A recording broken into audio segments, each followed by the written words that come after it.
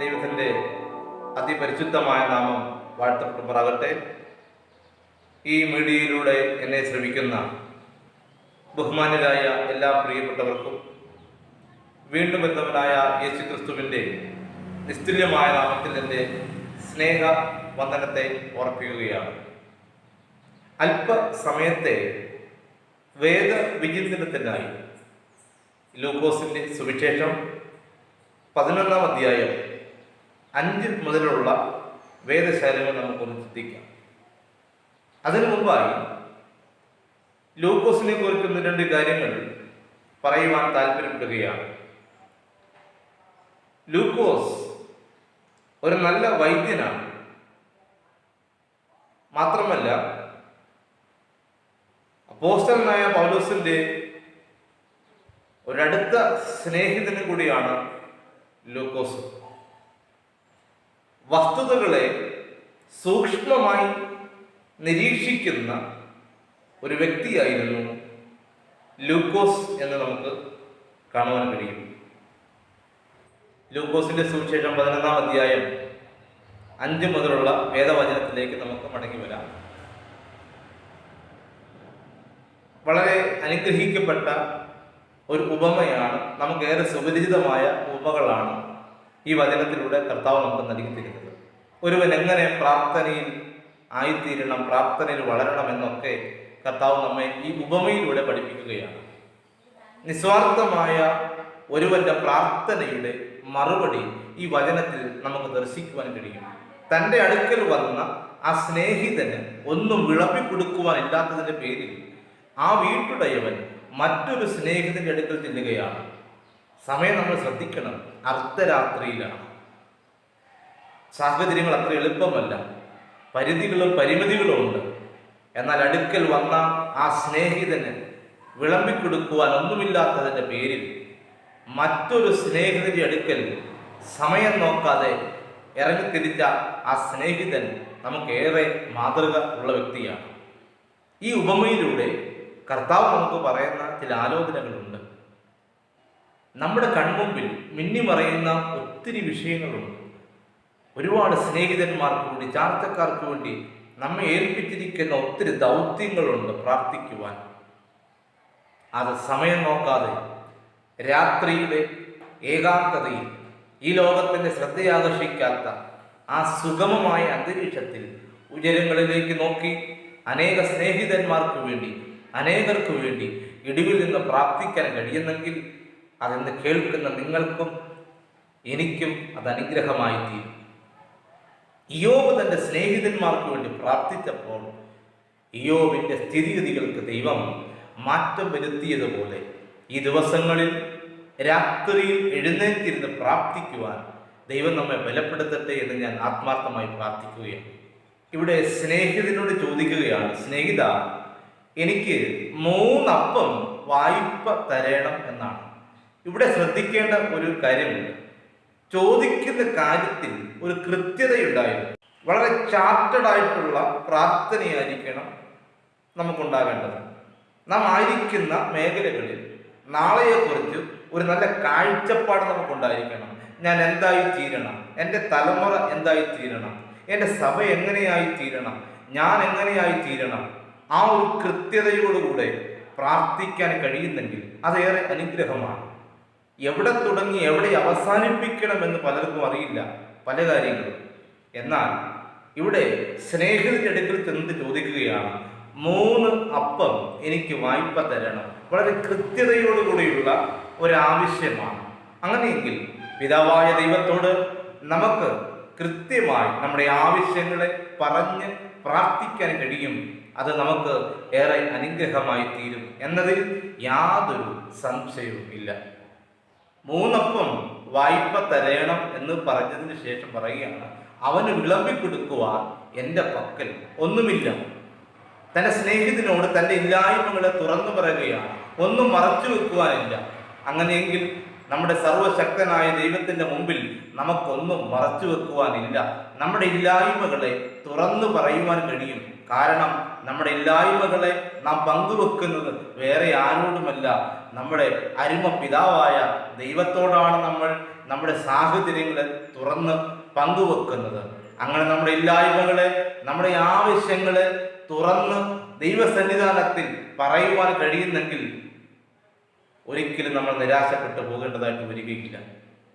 നമ്മുടെ ഭവനത്തിൻ്റെ ശൂന്യതകളെ അറിയുന്ന ഒരുവനുണ്ട്.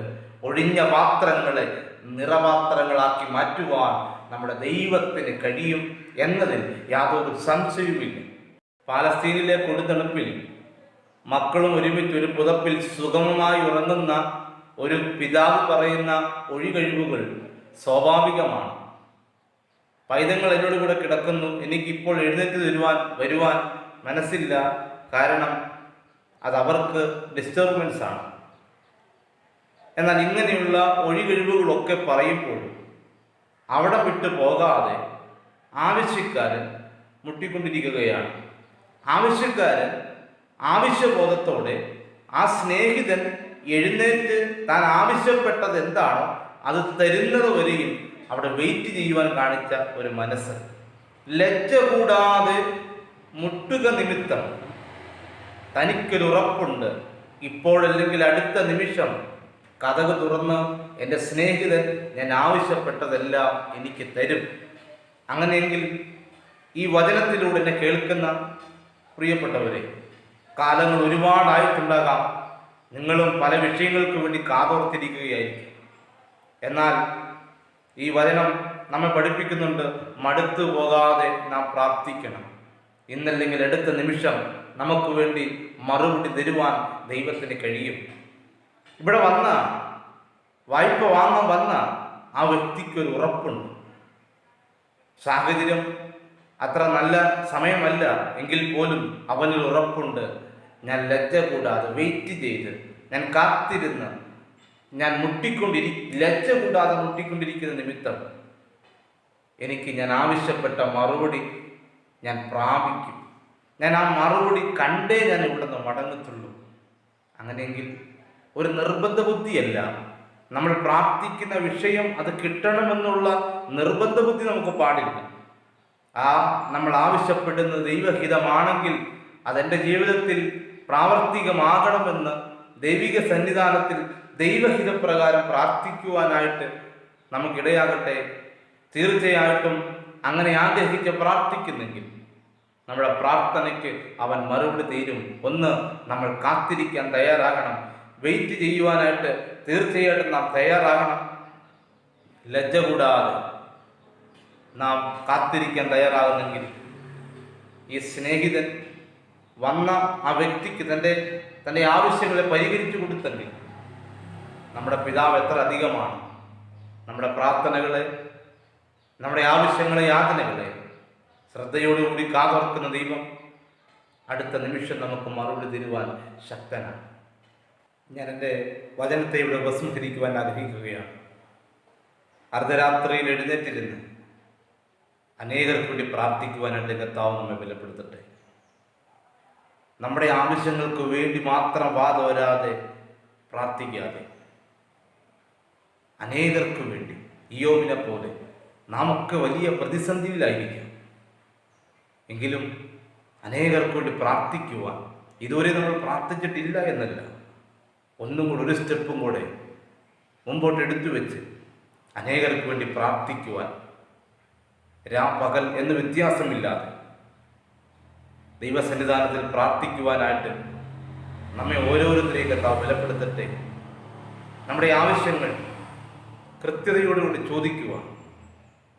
നമ്മുടെ ആവശ്യങ്ങൾ എന്താണ്, നമ്മുടെ കാഴ്ചപ്പാടുകൾ എന്താണ്, നമ്മുടെ നാളെയെക്കുറിച്ചുള്ള ഭാവി ചിന്തകൾ എന്താണ്, അതൊക്കെ കൃത്യതയോടുകൂടി ദൈവത്തോട് പറഞ്ഞ് പ്രാർത്ഥിക്കുവാനായിട്ട് കർത്താവ് നമ്മെ ബലപ്പെടുത്തട്ടെ. നമ്മുടെ ഇല്ലായ്മകളെ തുറന്നു പറയുക, നമ്മുടെ ആവശ്യങ്ങളെ തുറന്നു പറയുക.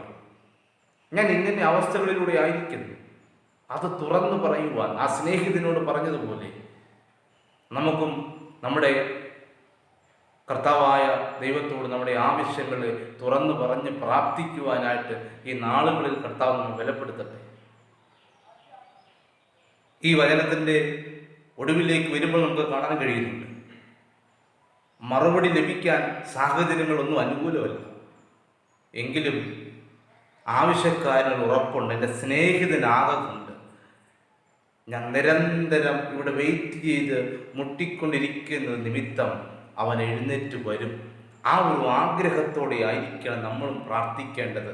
ആ ആഗ്രഹത്തോടു കൂടിയാണ് നമ്മുടെ അപേക്ഷകളെ ഉയരത്തിലേക്ക് നമുക്ക് അറിയിക്കേണ്ടത്. ഈ വചനത്തിൻ്റെ അവസാന ഭാഗങ്ങളിലേക്ക് വരുമ്പോൾ, യാചിക്കുവിൻ എന്നാൽ നിങ്ങൾക്ക് കിട്ടും, അന്വേഷിക്കുവിൻ എന്നാൽ നിങ്ങൾ കണ്ടെത്തും, മുട്ടുവിൻ എന്നാൽ നിങ്ങൾക്ക് തുറക്കും. യാചിക്കുന്ന ഏവനും ലഭിക്കുന്നു, അന്വേഷിക്കുന്നവൻ കണ്ടെത്തുന്നു, മുട്ടുന്നവന് തുറക്കും എന്ന് ഞാൻ നിങ്ങളോട് പറയുന്നു. അങ്ങനെയെങ്കിൽ ദൈവസന്നിധാനത്തിൽ ഈ ദിവസങ്ങളിൽ ആത്മാർത്ഥമായി ദൈവത്തോട് പ്രാർത്ഥിക്കുവാൻ, നമ്മുടെ ആവശ്യങ്ങളെ തുറന്നു പറയുവാൻ, രാത്രിയുടെ ഏകാന്തതയിൽ എഴുന്നേറ്റിരുന്ന് അനേകർക്ക് വേണ്ടി ഇടിവിൽ നിന്ന് പ്രാർത്ഥിക്കുവാൻ ദൈവം എന്നെയും നിങ്ങളെയും ഉപയോഗിക്കട്ടെ എന്ന് ആത്മാർത്ഥമായി പ്രാർത്ഥിച്ചുകൊണ്ട് എനിക്ക് ഇപ്രകാരം അവസരം ഒരുക്കി തന്ന കർത്താവിന്റെ ദാസൻ അരുൺ പാസ്റ്ററോടും ആ ടീമിനോടും എൻ്റെ നന്ദി ഓർപ്പിക്കുന്നു. സർവശക്തൻ എല്ലാവരെയും അനുഗ്രഹിക്കുമാറാകട്ടെ. God bless.